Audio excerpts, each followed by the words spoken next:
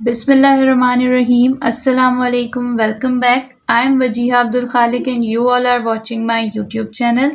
उम्मीद है कि आप सब लोग बिल्कुल खैरियत से हैं। आज की वीडियो बहुत ही इंटरेस्टिंग होने वाली है क्योंकि आज की वीडियो में हम लोग ट्रांसलेशंस करने वाले हैं। यानी कि जितनी भी ग्रामर हमने आज तक पढ़ी है, जितने भी टेंसेस पढ़े हैं, वोकैबलरी पढ़ी है, उन सबको आज हम टेस्ट करने वाले हैं कि क्या हमने जो कुछ भी सीखा है वो हमें आया भी है या नहीं। तो आज मैंने 10 उर्दू सेंटेंसेस को सिलेक्ट किया है जिन्हें हम इंग्लिश में ट्रांसलेट करेंगे और फिर आइडेंटिफाई करेंगे कि वो कौन से टेंसेस हैं, वो प्रेजेंट इंडेफिनिट हैं, कंटिन्यूअस हैं, परफेक्ट हैं, कौन से टेंसेस हैं और उनकी जो वोकैबलरी है, डिफ़िकल्ट वोकैबलरी, उसे इंग्लिश में ट्रांसलेट करके देखेंगे और सेंटेंसेस बनाएंगे। So the first sentence for today we have is, वो काम करने में इतना मशगूल है कि वक्त का पता ही नहीं चलता। मतलब आजकल वो इंसान इतना बिजी है कि उसे वक्त का कुछ ध्यान ही नहीं रहता। अब वक्त का पता ही नहीं चलता, ये पार्ट थोड़ा ट्रिकी है कि हम इसे इंग्लिश में किस तरह ट्रांसलेट करते हैं। तो सबसे पहला जो फर्स्ट पार्ट है वो काम करने में इतना मशगूल है, मशगूल मतलब मसरूफ है। तो उसके लिए हम बहुत सारे अलग अलग वर्ड्स यूज़ कर सकते हैं, जैसे कि इंगेज्ड, या फिर हम बिजी जो आमतौर पे यूज़ करते हैं, या फिर यहाँ जो वर्ड हम यूज़ कर रहे हैं वो है engrossed.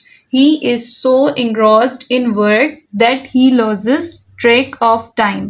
यानी वक्त का पता ही नहीं चलता, ट्रैक ऑफ टाइम। हमने इस तरह से सेंटेंस को ट्रांसलेट किया है कि वो काम करने में इतना ज़्यादा बिजी है कि उसे वक्त का पता ही नहीं चलता। अब चलता, ता का जो है वो हम किस चीज़ को पहचानते हैं कि ये जो है वो प्रेजेंट से ताल्लुक़ रखता है, और आजकल क्योंकि ये काम चल रहा है इसलिए इसकी जो फॉर्म है इस सेंटेंस की वो होगी present continuous.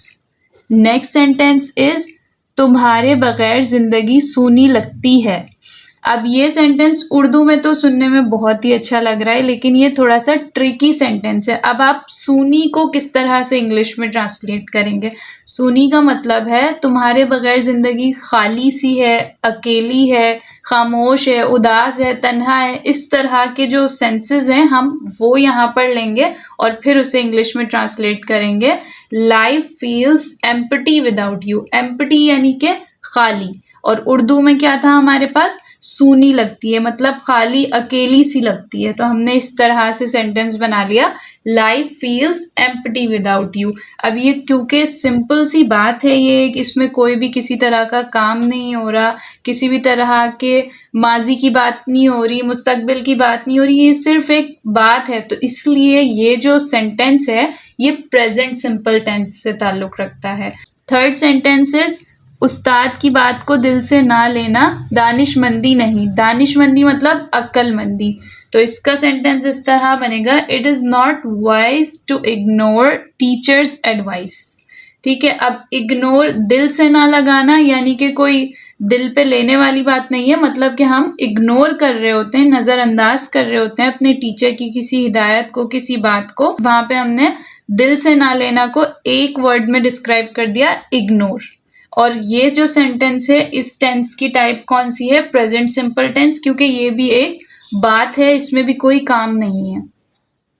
Another tricky sentence we have is, जो बोया है वही काटना पड़ेगा। अब इसमें सबसे पहले जो मुश्किल अल्फाज हैं वो हैं बोया और काटना।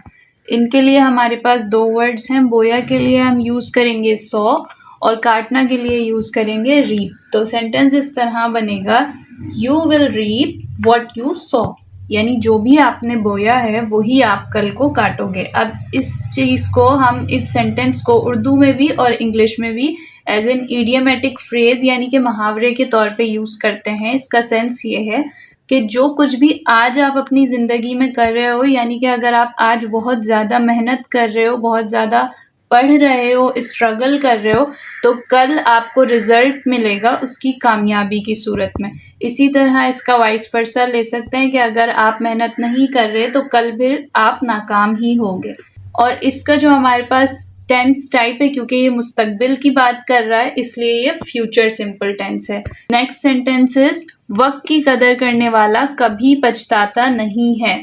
अब इसमें दो मुश्किल अल्फाज हैं, एक है कदर जिसे हम इंग्लिश में कहते हैं वैल्यू, और दूसरा है पछताना, तो उसे हम कहते हैं रिग्रेट। तो ये सेंटेंस बन जाएगा one who values time never regrets, यानी जो भी वक्त की कदर करता है वो इंसान कभी भी अपनी जिंदगी में पछताता नहीं है। क्योंकि अब ये एक सिंपल सी बात है, उसमें किसी भी किस्म का कोई काम, कोई एक्शन परफॉर्म नहीं हो रहा, इसलिए इसका ताल्लुक है प्रेजेंट सिंपल टेंस से। नेक्स्ट वन इज जिंदगी में कभी भी हार मानना सही फैसला नहीं। Giving up in life is never the right decision, यानी कि हार मानने को हमने कहा है गिविंग अप, और फैसले के लिए हम इंग्लिश में यूज करते हैं decision. This one is also a present simple tense. Another sentence is तुम्हारी मेहनत का फल जरूर मिलेगा। अब मेहनत के लिए हम इंग्लिश में कौन सा वर्ड यूज करते हैं? Hard work. तो इसका सेंटेंस बनेगा the fruit of your hard work will surely come, यानी कि तुम जो भी मेहनत कर रहे हो उसका रिजल्ट तुम्हें जरूर मिलेगा। फ्रूट को यूज करने से मकसद यहाँ पर यह है कि हम उसका रिजल्ट जरूर पाएंगे जो भी मेहनत हम करते हैं अपनी जिंदगी में। और इस सेंटेंस में क्योंकि फ्यूचर की बात कर रहा है इसलिए हमारे पास ये सेंटेंस है future simple tense. Next one is tricky, that is नेकी कर दरिया में डाल। अब ये एक कहावत भी है जो कि हम सभी जानते हैं, ये बहुत ज़्यादा मशहूर है कि नेकी करो और फिर भूल जाओ उसके बारे में। अगर हम इसकी लफ्जी ट्रांसलेशन करें तो होगा do good deeds and throw it in the river, पर ये गलत होगा। इसकी ट्रांसलेशन है do good deeds and forget about them. अब ये भी एक कहावत है, एक सिंपल सी बात है, तो ये सिंपल टेंस से ताल्लुक रखता है। नेक्स्ट सेंटेंसेस, जो दजलत से काम लेता है वो आखिर में नुकसान उठाता है। One who resorts to deceit, यानी कि दजलत से काम लेता है। रिसोर्ट्स टू डिसीट का मतलब है दजलत से काम लेना।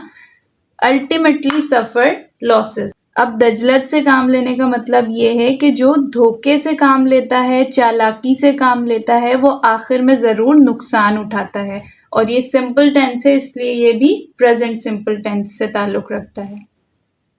Last sentence for today's video is अच्छे दोस्त मुश्किल वक्त में पहचाने जाते हैं।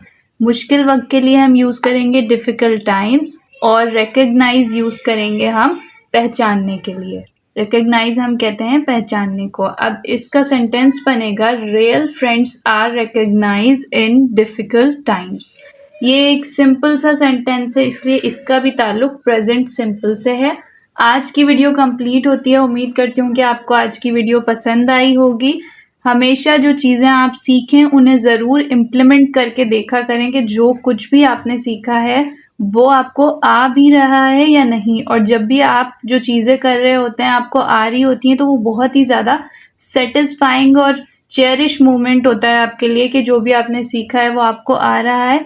इंशाल्लाह नेक्स्ट वीडियो में मुलाकात होगी। तब तक के लिए मुझे अपनी दुआओं में याद रखें। Thank you so much. अल्लाह हाफिज़।